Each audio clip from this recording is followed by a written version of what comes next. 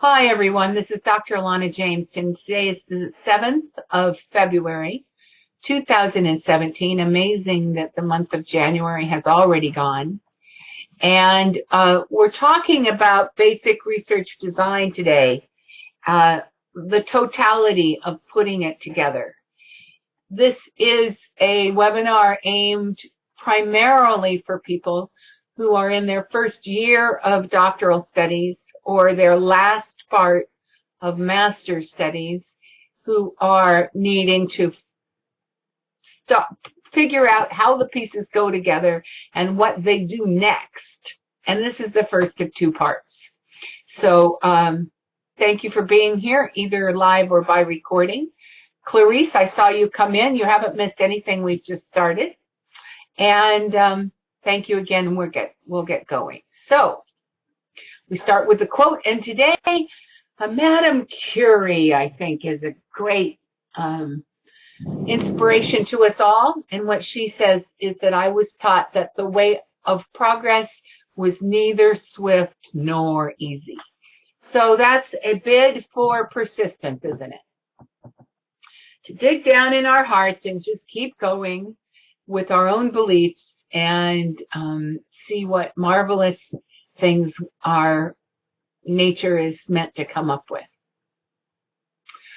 This particular topic is so well covered in other aspects of what we do that I want to point out to people that there's a lot of places you can go find this. And in fact, we'll see that later on. There are a lot of slides today, but they'll go kind of quickly. And then I'll send the slide deck on to people who are interested. So if you want more information about how to get a research design going, then our book, Writing Your Doctoral Dissertation or Thesis Faster, covers it well. And then for those of you who like bite-sized pieces in multiple formats, all of this is phase one, which is the most extensive part of what we do on any of our doctoral net portals. So the number one benefit of using information technology is that it should empower you. And we believe that this particular phase of what you are doing is one of the most long-term empowering phases.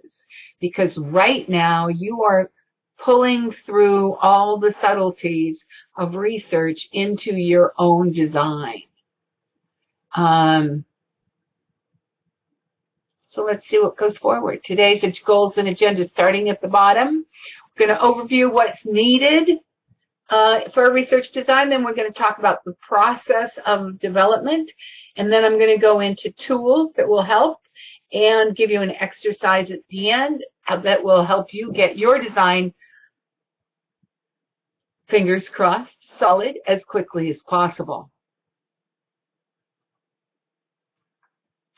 So, overview of what is needed. The particular bubbles here may change a little depending upon what your field is and what kind of research you are doing. But generally, and in order, you have a topic. That topic evolves out of both literature and some kind of local situation that can be studied. And there needs to be a merging of that, ideas from literature and some situation that can be studied. Those things together lead to a problem statement where you say, literature says this and this and this, and this situation shows this and this and this. Therefore, the problem that will be discussed in this study is. That naturally leads you into the purpose of your study, because the purpose of your study is to investigate the problem as it is stated, to add to the literature evolving out of your topic. So you can see you can go backwards and forwards on this circle.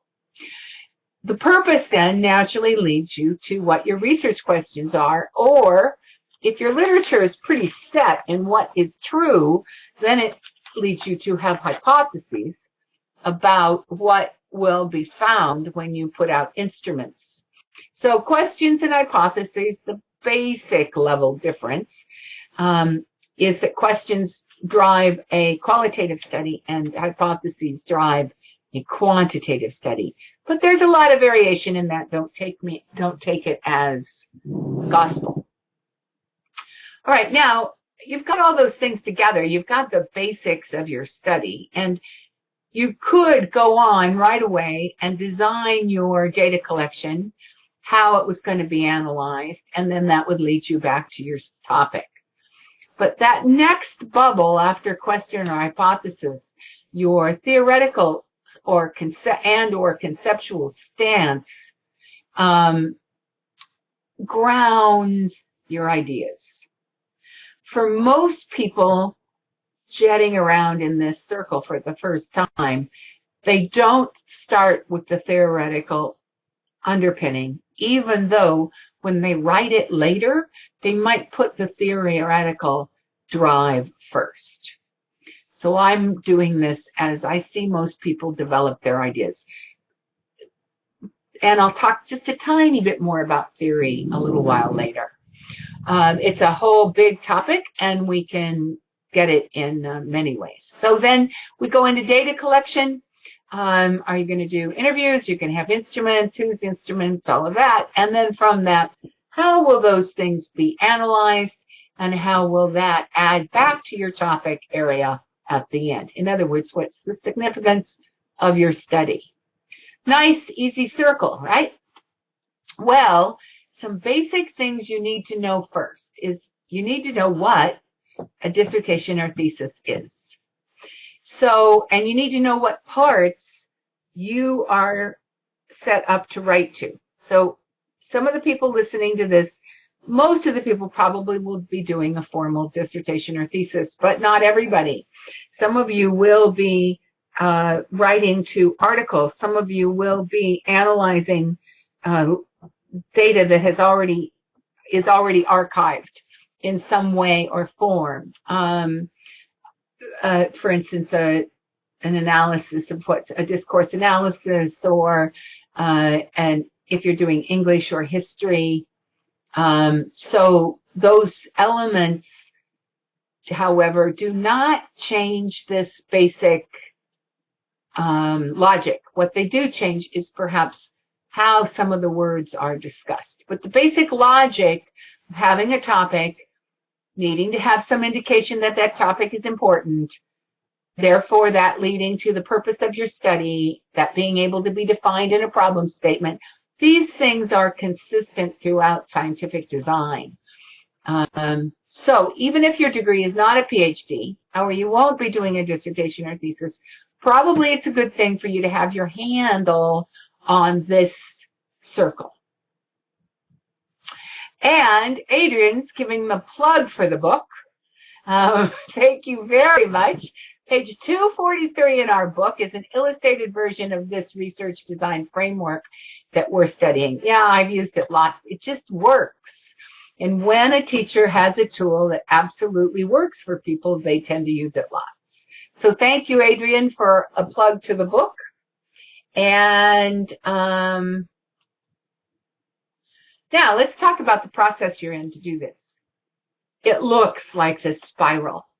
And that's what makes this part of the process frustrating to you.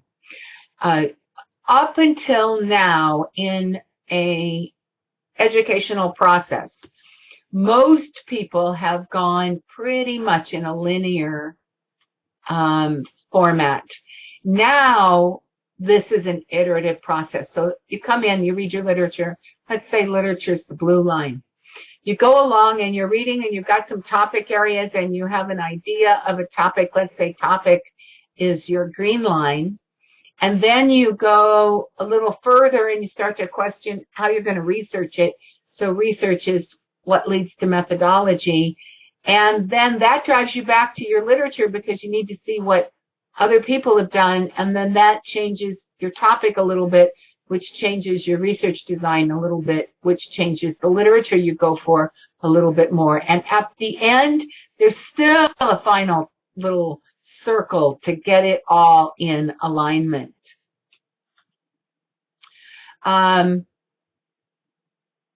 So, doesn't this research design framework align the problem statement, purpose statement, and research design seamlessly? Should. You're shooting for seamless alignment. You're shooting for complete consistency in your words between all of those parts. And that actually is the spiraling in. Because when you first start, you'll think you're saying the same thing on all three parts. But those of us who've been doing it a long time and examine these documents a lot see the wobbles. And what makes this frustrating to you is that you may or may not be working with people who point out the wobbles well. Adrienne was talking about someone she knows that had to put her proposal documents in, or prospectus documents in, several times before it became clear that they didn't have a theoretical framework. There are a wide variety in the kinds of help and support that people get. So you'll have good things, and then you'll have things that people miss. We all have good things, and we all have things we miss. But as long as you're aware that you're on an iterative process, and when you feel as though one support structure has taken you as far into this circle as you can get, and you're still not getting a, oh yes, this is it kind of feedback, then you may want to change support structures. Okay, I'll move a little faster now, because the process then looks like this. Literature drives the problem, drives the research, checked out against more literature, which drives the methodological ideas, which drives the literature, which grounds your ideas with the theoretical underpinning. Then you present your design. Whoops, everybody's got things to say, and you may go back into this again. So I'm now going to take you through a series of slides that say that again, but now I'm going to just point you towards technology that can help you at that particular point. So I'm relying on DrLNet websites for this. And if anybody's listening doesn't have DrLNet access, they can email me at alana@drlnet.com, and according to what university you go to, etc., I'll hook you up with something so you'll be able to do these assignments. So, literature, you're in the literature phase, whether it's at the beginning, the middle, or the end. You are reading, you're trying to find things that are interesting to you, you're beginning to pull out ideas that you can personally run with for 3 or more years, because the most critical thing at this phase is that you're working on something that interests you enough to help you through the long haul. All right, so there's the technology that's going to help you when you're doing the literature phase is you go onto a DrLNet website. This is all phase 1 stuff. And under phase 1, there's a map, and you click through the map and you find the things you don't know. So if you don't know how to find models for a dissertation, you do that. If you don't know how to read literature, you do that. If you don't have good bibliographic references, or you don't know how to put the bibliographic references together, you do those things. So you follow the map. It's useful for you if you click off your milestones. And over on the left-hand sidebar, there's a to-do list, and the to-do list has click my milestones. And once you go in and you click where you are, it stays clicked. And the good thing about that is twofold. You know where you are by looking, and also you'll have a sense of, oh, look at how much I've done. Because you may not feel at this phase like you're doing a lot, because it's a little hard to go find stuff, and sometimes you can get bogged down in a lot of things that didn't really interest you. And, this is kind of slogging it out work. Very important that you're backed up by good bibliographic software so that you catch what you're looking at, because just because it didn't look great now doesn't mean that 6 months from now it might not be somewhat interesting or important, and you might want to go back to it. So let's see what Adrienne's given us. a research proposal template that's written in everyday language and easy to follow from the book. The professor is in, and she's given us the link. Thank you very much, Adrian. Useful to have it all done out. Okay, so now that drives the problems. A problem is, the overarching definition of a problem is something that can be measured. So that means you have to have access to it. I cannot tell you how many people have had great ideas, but when I try to pin them down on how they're going to get their data, they don't have a clue. So very important. I'm a pragmatic person myself. Find right away, you're looking for two things: an idea that interests you, that you have access to. And there's an automation on problems. Left-hand sidebar, again, is where the automations are, and I'll talk more about those in a minute, which then drives your research ideas. And now you've got to pin this idea that you have and this topic you have into how you're going to ask about it, whether the topic really works in a research sense. And what you have to do there is you have to have an idea of the criteria you're up against. So assuming this is the first time you've ever done this, these criteria are a bit subtle, maybe even mysterious, and they are all unpacked for you on these automations. So you put in your ideas and then you go through a yes-no checklist to see whether or not it will in fact meet the criteria. Then you go back to the literature. Now you've got a better idea about your literature, about where you might want to be going. This is the time when I suggest you start putting things together in a spreadsheet. Now, I don't have time today to talk about spreadsheets, but if you go to resources, Doctoral Net video resources, and you type in literature, you'll come up with some how to get a literature review together, and most of those webinars will have something about the spreadsheet and how you put them together, so that you write not what people have done before you, but the topics. Immediately moves you into having more of your own voice, which is important. Now you're beginning to get down with your methodological ideas. And remember that methodology is driven by what you want to know, what parts you care about, and how big your sample will be. Now, let me take that backwards. The size of your sample, if you can get to 300 people, then you're going to do a quantitative study that's going to measure what other people know of these 300 people, because that's what an instrument is. If you have access to 12 people or 25 people who know about what you care about, then you might want to make your study go more to what they know at a deeper dive level. And again, both of these are determined by what you care about and what you already know. So there's a technology piece called the Logic of Design tool. The first 3 sections help you put these ideas together, 1, 2, 3, and get them all in a line, which then leads you back to your literature, which is the 4th segment of that tool. Then, now you've got it together. You've got your ideas. It's in sync with what you're going to ask, and that's in sync with how the population and sample you're going to get, and then those things will go together with your literature. So really, you're getting pretty close to showing this to other people, letting them tear it apart for the first time, and also you're getting closer to thinking you can write.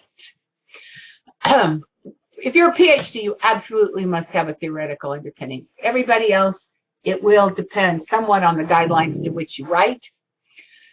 But I believe that when you're first starting, if you think about theory as a foundation, now that I've got kind of my ball jumping around on the surface, what is the foundation that will ground these ideas?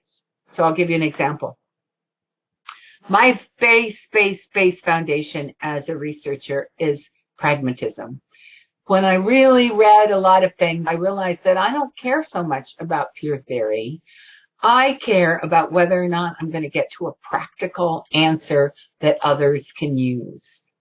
So that grounds how I choose my questions, my topics, my methodology, everything. If you can, as you go along and you find studies you really like, if they all seem to be theoretically grounded the same way, the ones you like, then consider that as a good stepping off place for yourself as you do this search. Lots of things can be found on the Doctoral Net site with search, milestone search, and then it's at this point, and I put this in only because we do work with people who have been at the proposal stage for way too long. So if you ever get in any stage of this work way too long and you're getting discouraged, I suggest you opt in for the 365 emails. Or if you don't like that many emails, now we have the top 10s. They are little snippets of useful, enlightening, lively, motivational stuff that comes to you, which is sometimes really nice to lift your spirits. Now, Adrian says, speaking of theoretical underpinnings, I find Creswell's literature map method to be very effective in making sense of theoretical conceptual links. Adrian, I agree. I think Creswell 2013 is one of the most brilliant books ever written to just unpack qualitative, quantitative, basics research really well. So fabulous that you mention it and remind us of it. And this is also a time when you might mind map these things. So you're going to end up presenting them. Sometimes you have a working relationship with people where you don't have to have your ideas really solid before you present them. You can begin to get feedback from kind of the nebulous idea stage. But if you map it out, if you give somebody something that they can look at, whether you're using Creswell's map or you're using this circle or you're just making up your own mind map as you go, useful for the person you are presenting your ideas to have something to look at, to see how they go together. Also useful for you to put them together that way, because in a little while you're going to be asked to write out these ideas, and always a person who can draw out their design using the tools, say, in the web, what do they call them? They call them smart art stuff in the Microsoft tools. If you can draw out what you're doing as smart art, you can write about it. If you can't draw it out, sometimes your words will lose your people a little bit. And I do want to say hello to Laura and Joy Bell, who came in after, and I didn't see them. The parts of this that you may have missed will be in the recording, so no worries. All right, now we have 3 sets of tools. There's tools to help and content to answer your questions, right? But sometimes you know what your questions are, and sometimes you don't know what your questions are. So you're coming to a set of web tools that's pretty extenuous, and you want to say, how am I going to get help here? If you don't even know what your questions are, you just know that you have to build a research design, then what you want to do is go to the phase 1 map, phase 1 menu, go through it, go to the maps, go to the milestones. Your questions will get answered, a bit like putting a puzzle together, but we try to be fairly linear. If you know what your questions are, for instance, I need to find out about theory. I'm now at the stage when I need to find about theory. Then you go to the search menu and you type in theory or theoretical, and you get a whole lot of great content. Or if you know where you are in your milestones, which is always a good thing, then you do the drop-down menu on your control panel. You sign into any of our sites. You hit the control panel, left-hand side after the sidebar, left-hand column of pictures, we'll call it. There's a drop-down menu there, and you click on the milestone you're on, and presto, there's your content. Or when you think you've got it, oh yes, I think I've got this. I think I know my topic. I think I know my research questions.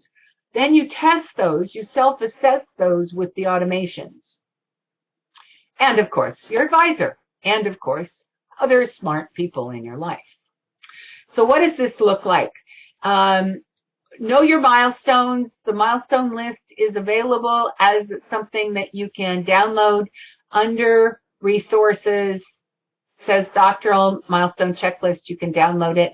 And it is over in your sidebar now as a tool you can use even on your phone. And Adrian and Annalene are sharing about apps for doing research maps and flowcharts. Google Drawings is Adrian's favorite, and Annalene likes eDraw. And I've personally used Coggle and thought it was pretty easy to use as well. Second thing, follow a map. Any phases, maps are the first content, first line of content. You click on them. If you say yes, it closes up the list and it goes on to the next. If you say no, it opens the list and you can see what content is there to help you figure out what it is you don't know yet. And this is what I was talking about in terms of places to search. If this is for people who don't know, you would go to your milestone. There's a pull-down menu. It's pulled down in this drawing. And then you click on something and all the content shows up. That also works, by the way, if you're developing skills like critical thinking or writing, or if you know your motivation needs a lift, there's some motivation there too. And Adrienne, I agree. She says she likes the Doctoral Net video resources under the opt-ins menu. Thank you for that. I really like that too. And the reason I like it is that it's easier to use than the YouTube channel is. Same stuff, but YouTube makes it really hard to search, whereas our Doctoral Net video resource library makes it easy to search. And why? I don't know, because they pull from the same source. So these are the tools that will get you started. Again, you can have skills and motivation. I said that. Now let's talk about the automations, because I think that these are some of the least used best things we have.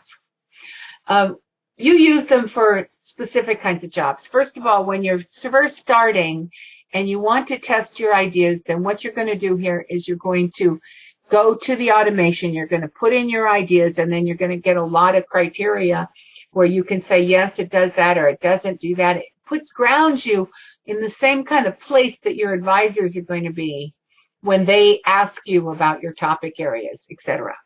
But then later, you're going to need to remember what those parameters are when you start to write. And then later, you're going to want to look at those parameters yet again when you're up before your defenses, just to make sure that you've got everything right before you move on. So the self-assessments really are the kinds of things you can go through lots and lots of times over the course of this work. And here's how they work. There's a question, and you answer it. If you get it right, you move on, and or it'll say, do you have a topic? Do you have something to say? If you say yes, it gives you a box to type it in, and then it gives you criteria to evaluate. And at the end, it helps you measure those criteria. So they're pretty quick. They're meant to be self-reflective, self-assessment tools. Okay. Wow. It was a lot of slides for a short period of time. So I'm happy to go back to the whole design and then have the people in the room tell me about what ideas you're working with, and we'll tease out whether or not they meet all the design. But for the exercise between this week and next week, I'm suggesting that you figure out which of the bubbles in the research design are the ones that are most interesting to you right now, and that you follow the tools on the slides about that particular segment, and you work with the tools. And when you get the answers, feed the answers to me. My email is alana@drlnet.com, or post them to me in Skype at drlnet, and then you'll get immediate feedback about what kinds of solutions you're coming up with, and we'll have fodder for next week's conversation, which carries us then from this kind of nebulous set of ideas into specific conversation about what is credible and what is beyond credible to being impressive. So next week, we're going to look at some research that I've done into award-winning dissertations and what makes them go to that level. Not that everybody who has a doctorate ever did that kind of work, but you should know as you're designing where your ideas fit. And if you have in your head an idea that you really want to be at an award winner, very impressive level, then you ought to know right away what are the criteria that make that happen. Adrian, I love your tiny suggestions. It would be great if the automations can have a Google form version. Oh, that's a very good suggestion. So right now, I'm capturing it and moving it to the place where my technology people and I talk, and we'll talk about it. Because the forms, that would be very good. And if most people use Google, does everybody here use Google? All right, it is now, your tiny suggestion has now been noted and passed on. We appreciate those thoughts. So as you're using these tools, if something is clunkier than you want it to be, etc. Now, Mark wouldn't use that because he's a no way on Google person. So perhaps we'll need either or solutions here.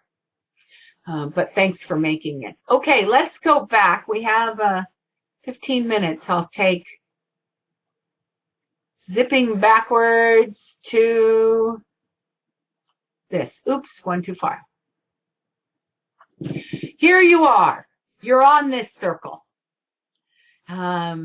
Clarice, Laura, Joy Bell, Mark, you know where Adrian is. Where are you in, pick a box. Tell me where you are in that box, and let's see if we can work backwards and forwards. A good research design, I should be able to extrapolate from any ball what the other balls around it may look like. So that's our challenge. Yeah, my brother's like you in that. He uses different search engines, different parts of the world too.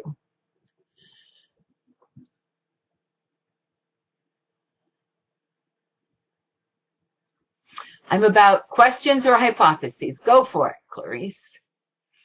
Tell us a little bit. We'll give you a minute to type.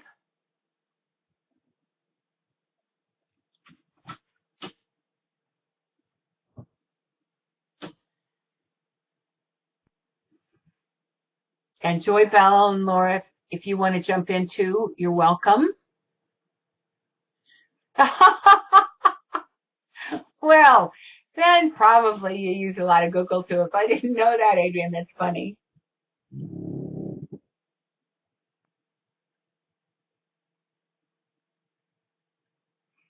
Topic and questions, how to narrow them. You know, you guys just type away. I'll give feedback as I can. And for those people watching by recording, as these people are typing, let me just point out, actually I'll go backwards, I think. I think I can go around in a circle backwards. Yes. Oops. Nope, I got the wrong slide in here. Okay, so let me tell you that the things I was going to tell you about at the end are that Dr. Maria has upcoming conferences on critical thinking, 2 conferences with an exercise in the middle, and critical analysis. And then Dr. Joanne Preston is doing 2 conferences on getting published, also with an exercise in the middle. And Dr. Kat Malinsky next week actually starts this set of guest speakers, and she will be talking about what is coaching and what can happen with coaching. So go to your Big Marker webinar page and sign up for those that suit you.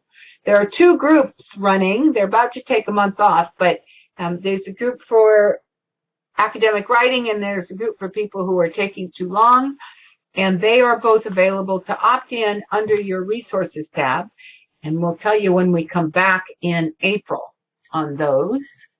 And there's the 30-day challenge on academic writing was so popular that there is now a 30-day challenge on work-life balance, which was the biggest thing students told us caused them to want, other than lack of support, which is what we do all the time.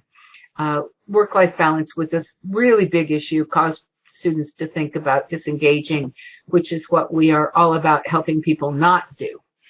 So under resources on any doctoral net site, there will be an opt-in for a 30-day challenge on work-life balance. And we hope all of these are tools that are useful to you. And as soon as you have challenges, let us know. And we are always coming up with new tools for you and your university to help things be better. How to make sure all the information in the various headings marry. Joy Bell, this is a linguistic problem. What I can say is that what looks like it's the same to you may not be the same to an experienced researcher. So you have, when you're first doing this, it's a challenge to put words close enough that they mean exactly the same thing, but aren't exactly the same words, because then it becomes redundant. And I think that if you are having challenge with words, if you've never been in a situation where precision in your words was paramount, then what you need to do is have people in your life that can help you see when the words are wobbling from one thing to another. And we'll go back, just make sure. So that answers the how to make sure everything's merry. Another, we would say on the site, we talk a lot about internal consistency. So you might want to do a search on internal consistency and you'll get some other hints. And Wikipedia is good. And Clarice says, I have a question about my next step, theoretical framework. I'm kind of stuck because my study is more conceptual than theoretical. Clarice, you're going to have to tell me a little bit more about what your study is in order to do too good a job of that. But a quick and dirty way to talk is to go to the researchers you're using in your lit review and look at how they are pinning their studies conceptually and theoretically. And then decide if the way they did it works for you or it sort of works for you, etc. And Annalena will answer your question about work-life balance in a minute. So does that help? Do you have literature that will help guide your thoughts? conceptually and theoretically? Yeah, or tell me more and I'll get it.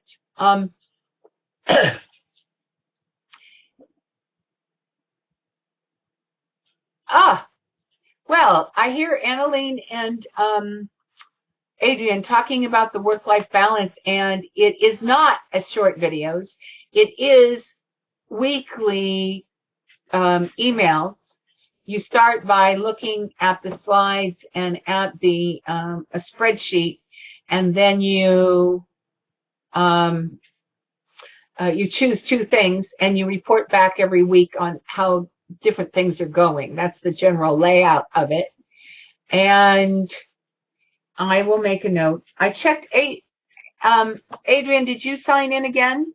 Because last I checked, you weren't signed in. So if you signed in again, I need to know that you're not getting them. And I'll have to check to see if it's on them. So at the end, I'll turn off the slides and then I'll address the rest of that. Need to go back and check. The study is on leadership in higher ed and the misalignment with the institution. Well, on what level of variables misalignment? Like the drive behind the higher education having these goals and organizational leadership having these goals is what I'm going to guess. And then you might be looking at some theory, some leadership theory that pins it, or you might be looking at the kind of study, whether or not you're going after a pragmatic solution. So they're, sorry, Chief Information Officer, yes. Organizational misalignment, yes. And, oh, I see what you're saying, Adrian. I'll look for it.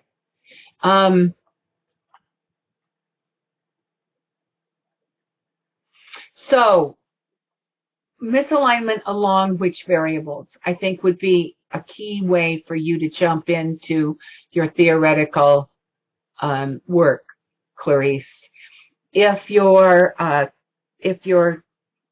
really looking at strategic misalignment, the kinds of things that would take an organization totally off path because the driving force over here isn't paying attention to the ideology of the major organization, then you're going to have some philosophical conversations. And I'd look in the philosophical literature and the strategic literature. I don't have one that comes right to mind, but you might be looking at paradigmatic theoretical work. So moving from one paradigm of ideas to another, especially if you're studying change. I've seen that in some recent theories. I hope that is helpful. For people who are on recording, this is as much as you get. I'm going to turn off the recording now. I hope it was helpful. People in the room will keep talking, and we'll see you all, hopefully after you do your exercise next week, where we go into very specifically what makes a study credible, what makes it impressive, and how you can aim your research design for the place on that continuum that you want it to go. Thank you very much.